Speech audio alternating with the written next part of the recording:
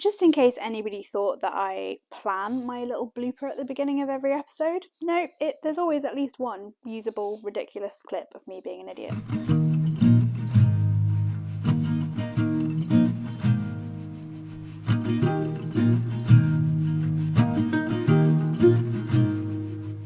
Hi, and welcome to episode 6 of Meridittle Makes.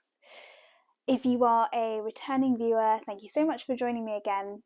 And if you're new, hi, I'm Mary, and I am a fibre art enthusiast and aspiring knitwear designer coming to you from Bristol in the UK.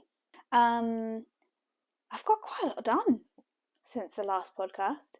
I haven't finished my first sweater, so apologies if there's any disappointment there. It's just taking me a while. I realised not too long after the last episode that it's going to be quite a lot more oversized than I thought, which isn't bad. It's not a problem. I will still wear it. I'll still love it. I do love it, so it's fine. But I think there was some body image stuff coming in, and I made a much bigger size than I actually needed, which is interesting. And I don't know if anybody else has this, but you know, when you measure yourself,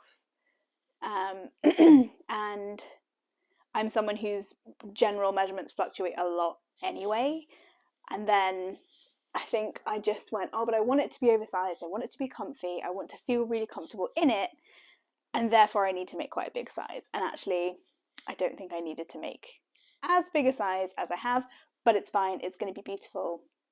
But I'm not going to be showing it today because I haven't made very much progress, so just in case you're expecting that. It is the weirdest weather today, so if the light suddenly massively fluctuates, I'm really sorry.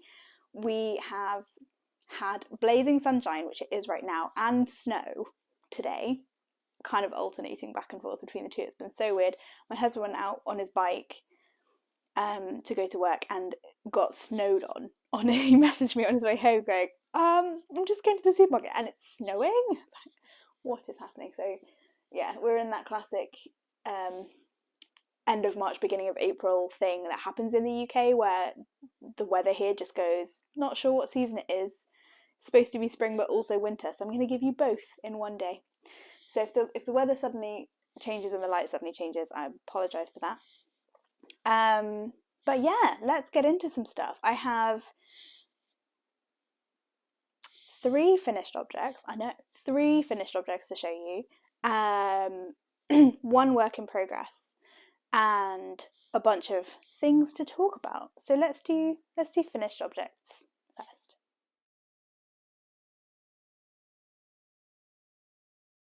So last time I talked about the new Musselburgh hat that I was working on, and it just flew. I don't know if I hadn't had some vanilla knitting for a little while, which might have been what it was. I also had a little bit of like train journeys and stuff, so yeah, I just had ample time to just sit and knit round, I think. But it's done. And I'm very, very happy with it, and I will explain what I've done. I have actually sewn this one together in the middle at the top, which is the first of my 4 that I've actually done this with. But this is my Musselburgh hat, and let me turn it inside out so you can see. So this colour here is in the crochet corner, and it's called Peony Potpourri. I think it's a great name. It's the beautiful lilac. That's quite true to colour. So maybe a bit cooler than that in real life, but quite true to colour. And I have wanted to make a mohair version for a long time, but I have quite a sensitive forehead, and when I get a little bit hot, which of course in a hat you do, especially in the winter, it gets really, really itchy here. So I was fairly sure that I wasn't going to be able to wear a solid mohair version on my forehead, and I knew it would bother me. So I was gifted this beautiful skein of mohair, well, not even a whole skein, I think. Kat from Heather and Hops and I did a little swap of various things, we have done over the years, and she sent me a little stash of alpaca to play with, because this was quite a long time ago, and she included this little skein, half skein of mohair, and it's really, really pretty. I couldn't tell you what it is or where it's from or who dyed it or anything. I'm fairly sure that it's an indie skein, but it's really, really pretty. So you could wear it this way round. I did half and half, as you'll be able to tell. I'll show you, I'll talk more about the construction in a minute. Could wear it this way round and have the mohair on the inside if you wanted it to be like super, super warm and snuggly. But I knit it so that I mostly wear it, so that I will wear it this way round with that beautiful fuzz on the outside. And what I really like is the mohair that I used is a little bit grey. It's more grey than it is lilac, to be honest, but there's lilac through it, so it just tones down in the crochet corner, but not in a bad way at all. And because I knitted the inside to be the straight sock yarn, it's still got that really vibrant brim, but then it's a bit more relaxed out here. So I will briefly put it on. I'm not gonna lie, I haven't blocked it. I don't really block hats, unless I guess if they were colourwork, then maybe I might. But it's so cute. I like it a lot. I'm not going to keep it on because I'll get far too hot, but I really like it. Not sure about it with the orange. But yes, big fan. Oh, sorry if I probably hit my microphone there. Big fan, really love this. So I've talked about it a bit before, but I'll talk about it briefly again. This pattern is the Musselburgh by Isolde Teague, Isolde, and you start with a pinhole cast on at one end. I started with the non-mohair end, just because it's a little bit tricky to do the pinhole cast on, and I didn't want to deal with double strand of yarn to do it. And then you increase out to your desired gauge, to your desired stitch count, whatever gauge you're doing, and then you just knit a big long tube, and then you decrease down at the other end, and then you push one end inside the other, and that creates this lovely double fabric.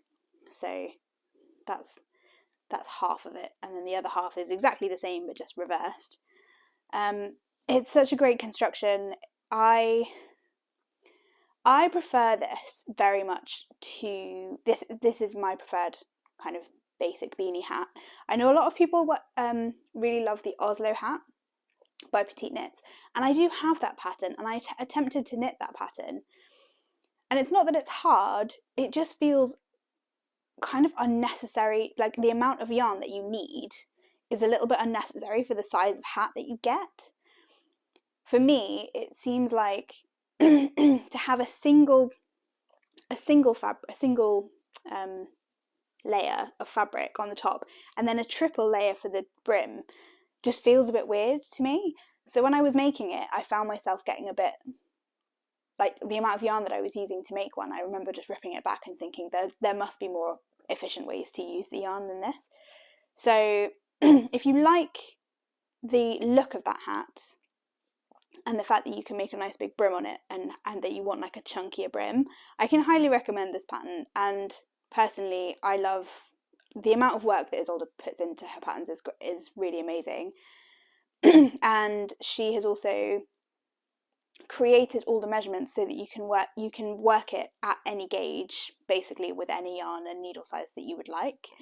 I'll admit, now that I've found a size that works, I just keep making the same one, and I don't gauge swatch anymore. I just make it, and it always works beautifully. But she's just re-released the pattern as well. So it has, I keep clearing my throat, I don't know what it's about.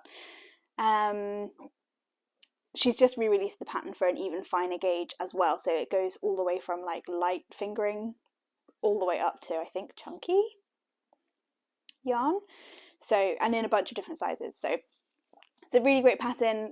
I will recommend it forever. It's great. And I really love this hat. So that's my first finished object, my Musselburgh hat. This is the fourth one. It will not be the last. I love it. Okay. So the next one is very exciting. And I actually finished it a while ago, but it took me a while to prize it back from my husband to show it to you. A little while ago, I think it was before Christmas, I spoke about the fact that I was spinning my first ever yarn. And again, Kat, she features a lot in my podcast, I know, from Heather and Hops, gifted me this beautiful John Arbon Fibre merino as a wedding present. It's called Red Midnight, I think, and it's stunning. I mean, look at it. It's just, it's beautiful. And I'm not sure if she even knew this at the time, but my husband's favourite colours are black and red. So kind of made sense that I was going to make it into something for him. This is actually almost 100 grams of fibre. So it was a 200 gram packet of fibre.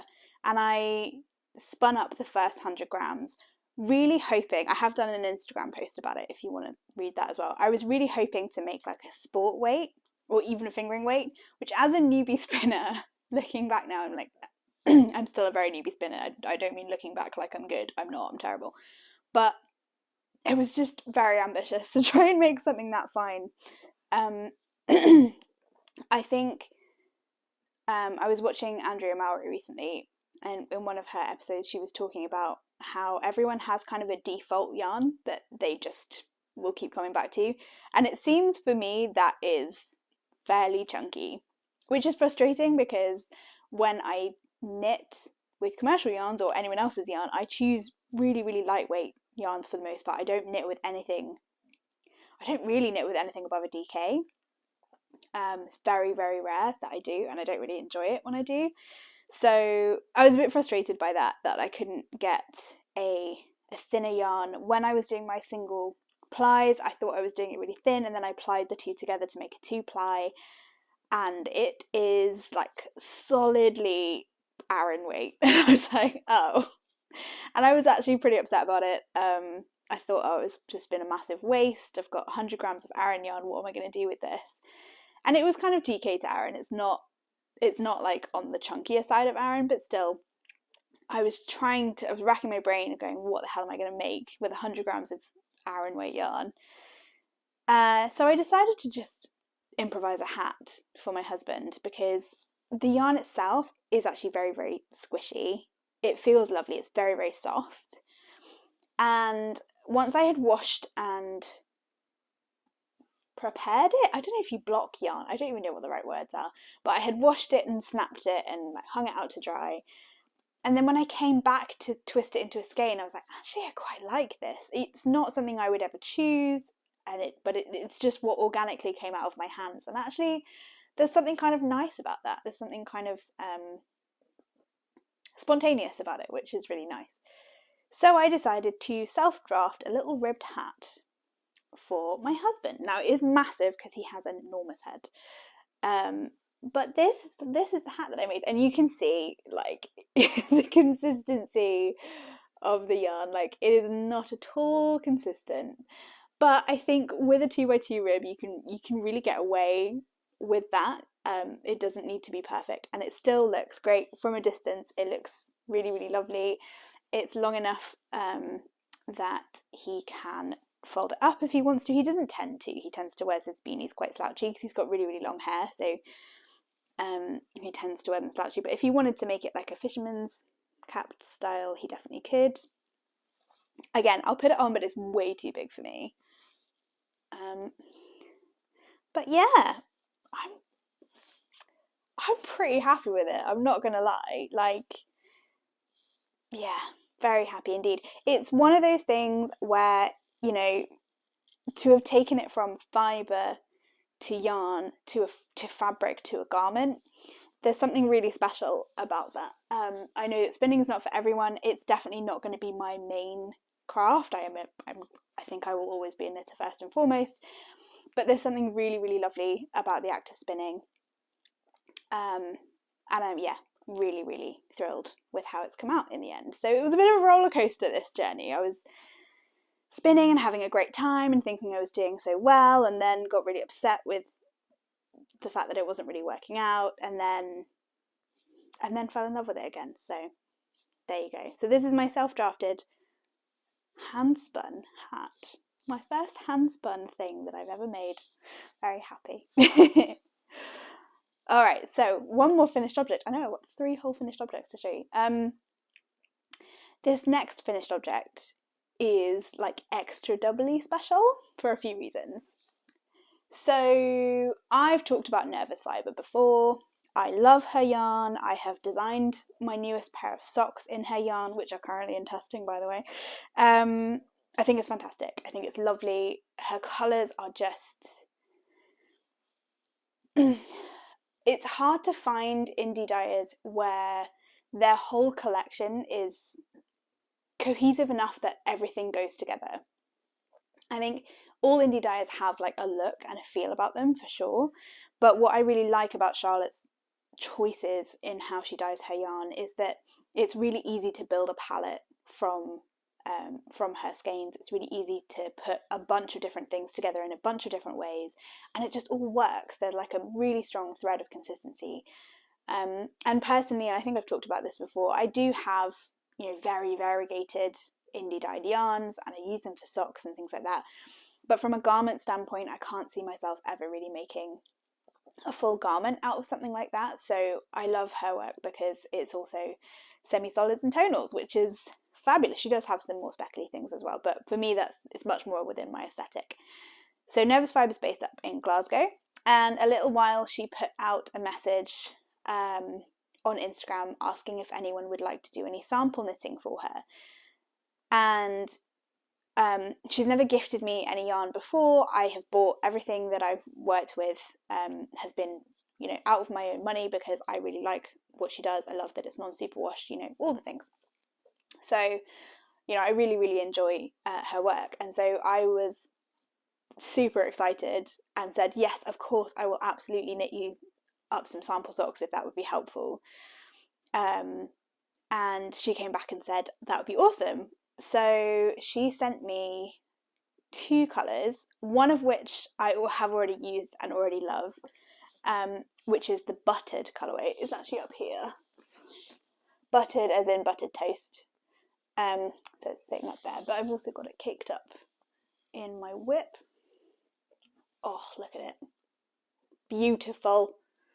So this is the 100% non-superwash Corriedale sock base. It is quite high twist and it's stunning. It's really lofty, very, very, very squishy. Obviously no nylon content, non-superwash, so very little processing, and it is just a stunning colour. It's kind of spun gold. Yeah, beautiful. There's a bit of variation in there, but not so much that it's not variegated, it's tonal for sure. And she also sent me another colour called Deep Wood, which I will also show you. I am obsessed. Obsessed. Look at it. Oh.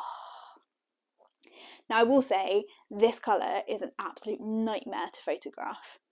Oh, okay. That is probably the truest that I've got it to look. It's like, it's a very deep green with major grey in it as well. So it's like grey-green depending on the light.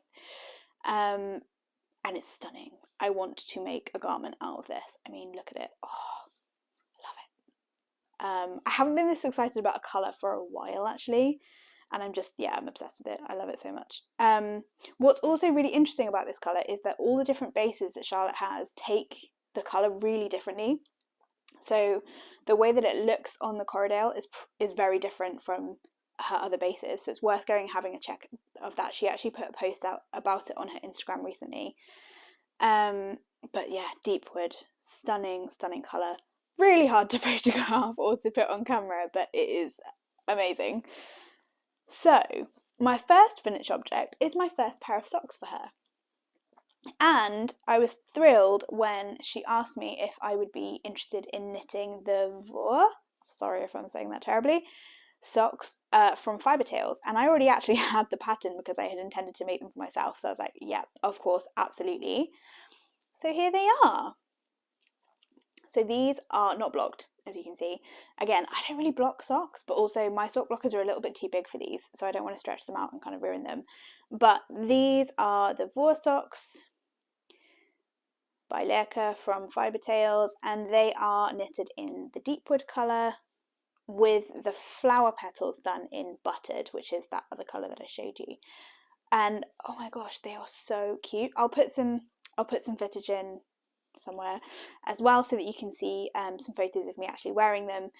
I didn't wear them for any length of time because obviously I'm going to send these back to Charlotte because they are a sample, but I made them in my size so that I could take some pictures of them on my feet for her as well, and they're just really lovely. I'm definitely going to be making more. They're so easy. I think honestly I knitted these up in I think about 3 days. I just couldn't stop working on them. They're so fun. I haven't done cuff down in a little while. I haven't done a heel flap and gusset in a little while. And I really enjoyed them. And what I will also say is that if you enjoy a heel flap and gusset and you find that you wear through the soles of your socks, you could look at incorporating the tread heavy pattern from Bethany from Capital K Knits into these. It would be a perfect thing because it's already got the Eye of Partridge heel, and then you would do Bethany's pattern to continue the Eye of Partridge underneath to be a bit stronger right underneath the heel, and then you would also add it into the ball of the foot per her pattern as well. So that would be a really lovely way to make these like extra sturdy. But yeah, they're just stunning. I love them. This colour combination is, I'm a little bit obsessed with it, not gonna lie. Can you see a pattern, by the way? Like, there's a pretty strong theme with the things that I'm drawn to at the moment. Like, deep neutrals plus like warm tones seems to be just where my brain wants to be at the moment, which is not a problem. So that is whip number 3. Whip number 3. No, finished object number 3. It's not a whip, it's a finished object. It's a whole pair of socks.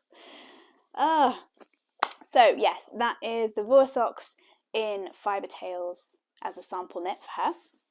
And I have started the second pair of socks. I might actually make her 3 because I've got baby feet, you see, so I can actually get 2 pairs of socks quite happily out of 100 grams. So the second pair of socks that I'm currently working on, again, this is a pattern I've had in my library for a long old time and really, really wanted to make. I had them in my queue rather than my library. This is the Paris socks. I think they're just the Paris socks. There might be something else in the name, but I'll put it on screen. By Hoki Locatelli. And I saw them a long time ago and was just really intrigued by them. I've never done lace work really at all, to be honest. But I thought it would be a really nice way to do a tiny bit of lace and get kind of get used to it, but on a sock. So it's a really, really small amount, which is lovely. So it is a classic like cuff down, very straightforward 2x2 cuff, and then you've got this little panel. It's not blocked, so I'm just gonna do this so you can see. There you go. So little panel of lace, and then it goes into stripes. Now what's really interesting is when you stripe these two colours together from any kind of distance, they just look like a different shade, which is really interesting. And then when you do this, you go, oh yeah, they're actually 2 quite distinct colours.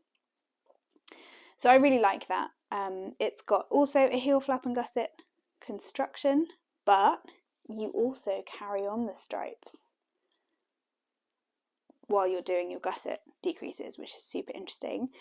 I'm not going to lie, I tried to be all clever and do helical knitting for this so that I wouldn't have a jog for the stripes, and I kind of wish I hadn't, because it did make doing the heel flap and picking up the gusset a little bit of a pain, because when you do helical knitting, you're effectively where your colour changes every single round, which in theory is fine, but when you're doing something like this where you need to break the yarn in a specific place to do the heel flap and then you need to add the other colour back, it just gets a bit unnecessarily complicated. So if you do them and you would also like to do helical knitting, I would suggest that you actually just break your yarn when you get to the heel flap and you just join back in, or if you can try and be a bit clever with your helical knitting and do it in a division of stitches that will eventually get you back to the start of the round. So if you're knitting, this pattern only has 2 circumferences, which is a bit weird. So you have a 60 stitch or a 72 stitch. That's quite a big difference. So obviously you can try and alter your gauge with needle size and stuff, but I'm lucky that I quite often knit a 60 stitch sock for myself, so it's not really a problem. But if you're someone who often does a 64 or a 68, then I don't know, it feels like the difference between 64 and 60 might not be that much, but it might feel a bit uncomfortably tight. And then the difference between 68 and 72, again, 4 stitches bigger, you might feel like it's, I don't know. I thought it was I assume it's probably something to do with the lace, in terms of the maths for the lace, but it just felt a bit weird to me that there are 2 sizes, but they're quite far apart in terms of stitch count. 12 stitches apart seems a lot. Anyway, it's a side note. The pattern's really, really lovely, and I'm just going round and round for the foot now, and then I will be adding in the toe. I will put a picture of her finished sock so you can see. She did it originally in like a really kind of muddy pink and a very, very dark charcoal, and it's beautiful. But I actually quite like that it's not so stripy, which I don't hate at all. I think that's quite cute. But yeah, I'm really happy with this. I think it's really pretty, and it's nice to do some texture, doing the lace work in the corridor as well, which I think will be a nice way of featuring the yarn for Charlotte. So that's why I chose to do that. So that's all of my works in progress / finished objects. I'm going to keep knitting on this while I chat to you, because let's get comfy and get into the chatter section.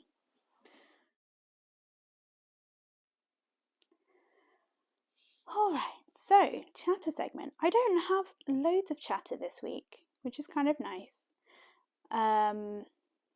because sometimes this corner gets a little bit deep and philosophical, and sometimes it doesn't, and that's fine. But I did want to touch on a couple of things, and the main one is that I have recently started going through a diagnosis journey for ADHD, and I know that Laura from Penrose Knits has also fairly recently kind of publicly come out and talked about her similar journey with autism.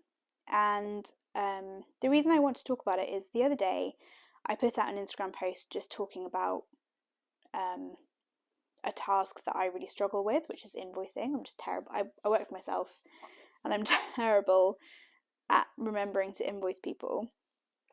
And I think a lot of the time it's because I was really beating myself up about it for a long time, and now I understand that that's quite a common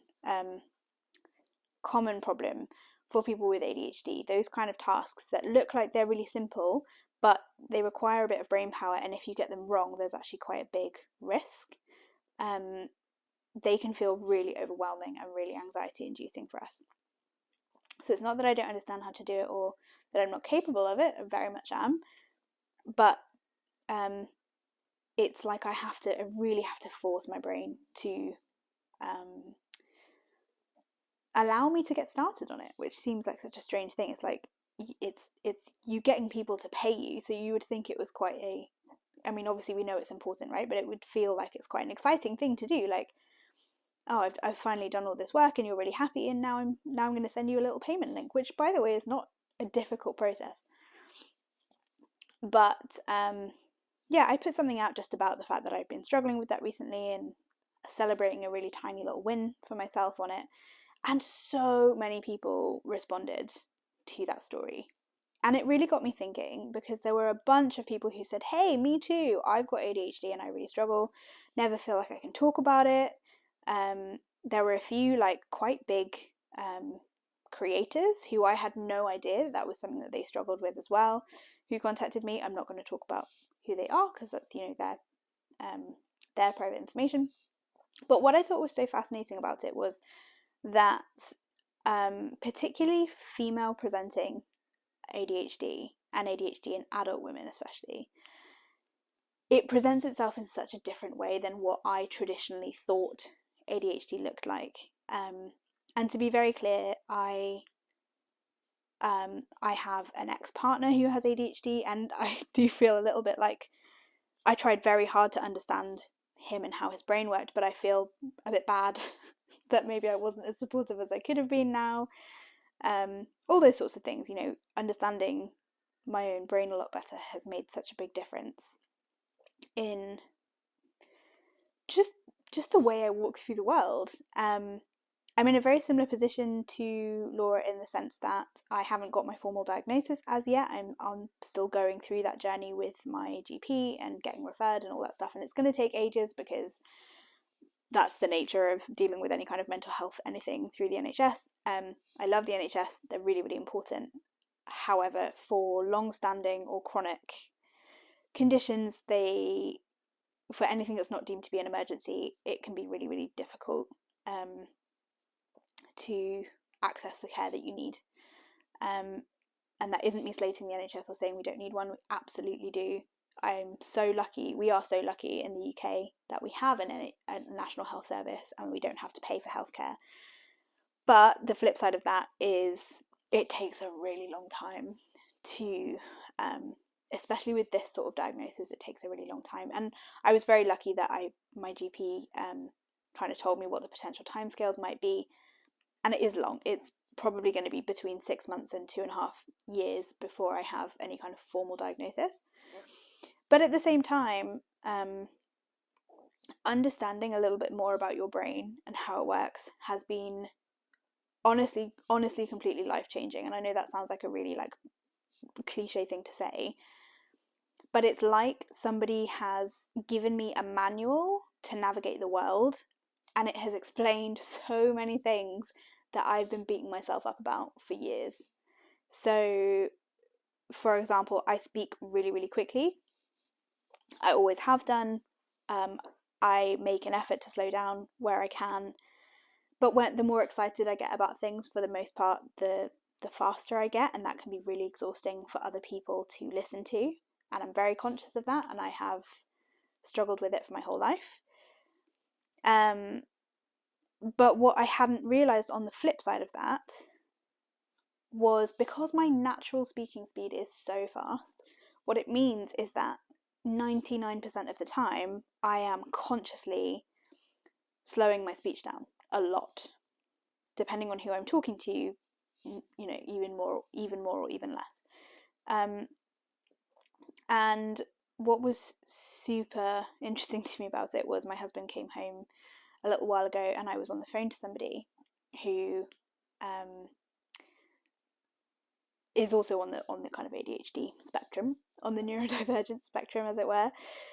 And we were talking about some business things, and after I got off the phone, my husband said, who are you talking to? And I explained, and he said, I thought that you were both speaking Italian or in another language to each other, and it took me about 10 minutes to realise that you weren't. You were just speaking so fast that I couldn't understand you.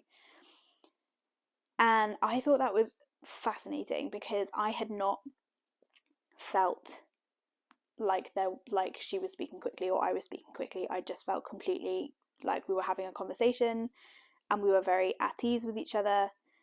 And we actually recorded the meeting for various reasons, and I watched a little bit of it back later and was like, whoa, okay, yeah, we were talking really fast. And I could watch it back and I could understand it absolutely fine. But what was so fascinating was that that's the speed my brain naturally wants to go. Not all the time, because part of the problem with ADHD is some of the time your brain is going that speed, and some of the time your brain is crashing from having been going at that speed for too long. But that's how I naturally want to speak, and the effort involved in slowing myself down is actually quite taxing. And it's just really interesting. There are so many things I'm learning, and I am still very much in a place of learning and understanding how my own brain works. I am functioning in the sense that, it does affect my life, absolutely. And the more I understand it, the more I can build useful tactics and tools around it. So it is something I want to understand better so that I can learn to manage it and stop berating myself for the way that my brain just is, which I'm discovering. I think there is a, we know so much more about neurodivergence as a whole. And when you look at things like ADHD, which is a chemical imbalance in your brain, your brain doesn't produce enough of two quite important chemicals. And that isn't you putting it on, and that isn't, it's not an excuse for crappy behavior. It's not an excuse to be a jerk. But it is so helpful to understand why certain overreactions or impulsivity might happen, or why you hyper-focused on something completely different from what you should have been doing for 5 hours. Those things are so helpful to understand so that you can start putting things in place to manage them, and also so that you can manage other people's expectations. So as a maker and as a content creator, I think it also affects how you interact with social media. It very much comes into play with how you kind of judge yourself and compare yourself to other makers, and I think also means that you have to be aware of it with the processes that you have for yourself. So as an aspiring designer, this has been something that's been really crucial for me, because I made the decision after learning about all of this stuff and going, actually, yeah, this makes a lot of sense. I made the decision to start working with a tech editor, even for my sock patterns, even for stuff that's, relatively small scale. I don't have hundreds and hundreds of people buying my patterns, and I'm sure I won't, maybe ever, but I'm sure I won't for a long time. I'm still really, really new to the world of designing. But what I realized is the attention to detail that is required for tech editing is something that I'm just naturally never going to be great at. And that's not to say I don't have attention to detail on my patterns. I absolutely do, and I do them to the best of my ability.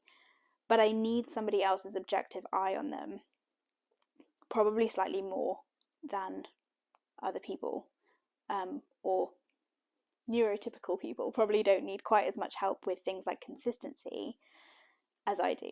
So most of the things that I kind of slip up on is consistency. So it'll be, writing an abbreviation as one thing in one place and then writing it as something else later on.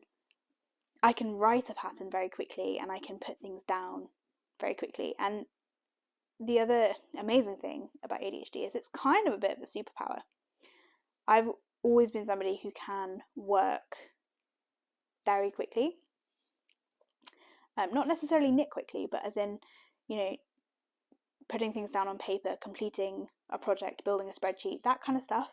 I can probably get more done in 2 or 3 hours than most people can do in a working day. And that's not because I'm better, because I will then spend the rest of the day not really doing very much, or attempting to start things and not being able to. So, there is a flip side to that. But what's really nice about it is that I can, especially under pressure, I can work fast. And that's really cool. That's actually kind of a superpower. So again, like all of it's learning, and I just wanted to talk about it a little bit and say, if anyone else is finding that they're being caused anxiety by behaviors that they do that they just can't seem to change, it might not be a behavior. It might be your brain, and that's actually the way that you cope with things. And go and do your research, see if pursuing some level of diagnosis for something is something you want to do. It's not for everybody, but especially for all of the women in my life who think they might be on the spectrum in any sense, or might have any level of neurodivergence, pay attention to that. If it's something you genuinely think you might have, take it seriously and do some research on it, because even doing some research, you might discover a bunch of tactics that you can use that will massively help you in everyday life. Because I think it can be really easy to just go, oh, we don't want labels are rubbish. And by the way, having ADHD is not, like, it's a part of me, but it's not something I necessarily define myself as. But it's useful to know what is a behavior you can change, and a habit that you can change, and what is something you need to manage and that you can't actually change. Because I've spent my entire life trying to speak less and trying to speak slower when I get excited, and I physically cannot do it. When I'm excited about something, I talk quick. So now I have the ability to say to people, when I get excited, I'm going to talk quickly, but I'm not going to get offended if you tell me to stop for a second so you can take in what I'm saying. So those sorts of things make such a big difference, because I've spent my whole adult life apologizing for talking too much, and it's not something you need to apologize for. So I just wanted to put that out there and say, if it's something you're struggling with, like,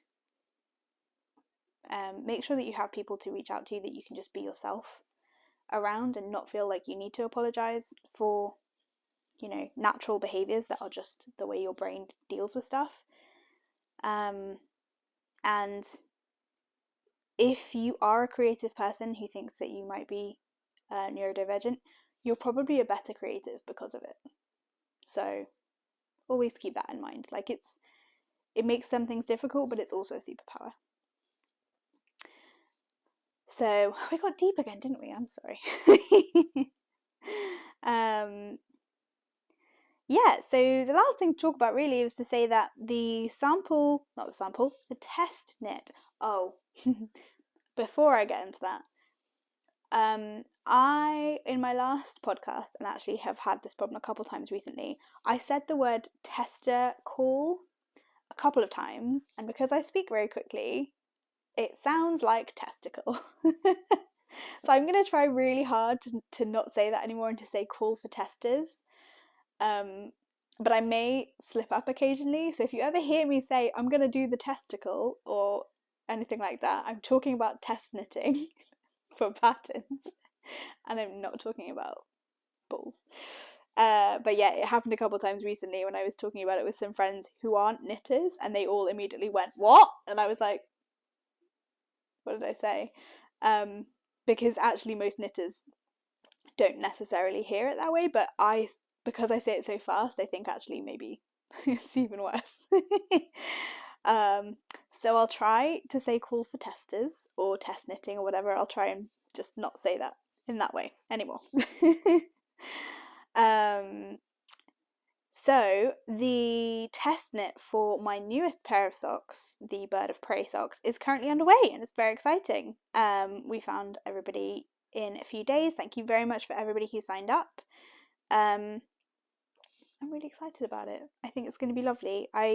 This is the bit I love. I love watching what you all manage to create with a random blueprint sort of set of instructions that I wrote down. I'm loving some of the colour choices already, and yeah, we've got plenty of time. I'm giving the testers lots of time, so the call technically won't finish till the end of April, but I'm hoping that I can release it almost straight after that. So beginning of May is probably when I'm going to be releasing that pattern, and I will be working on a few other patterns in the meantime. Yes, that's just a little update for you. And then the last thing was I wanted to recommend a new podcast, well, new to me podcast, which I discovered recently, and I've just really, really been enjoying it, and it is Studio Nora. Nora is a teacher, she is a maker, and she's just got a really, really lovely style. I really enjoy what she makes. I enjoy watching her kind of journey and learning about knitting and her approach. Yeah, I've just really, really been enjoying hanging out with her on her podcast. So if you're looking for a new kind of quite calming podcast to watch, she's got a lovely energy, and she's, a relatively new podcaster, as am I, and yeah, I wanted to just give her a bit of a shout out because I've really been enjoying her content recently. So I think that's going to be it for today, but thank you so much for sitting with me and having a chat. So I hope you're enjoying whatever you're working on right now, and until next time, let's move slow and make things.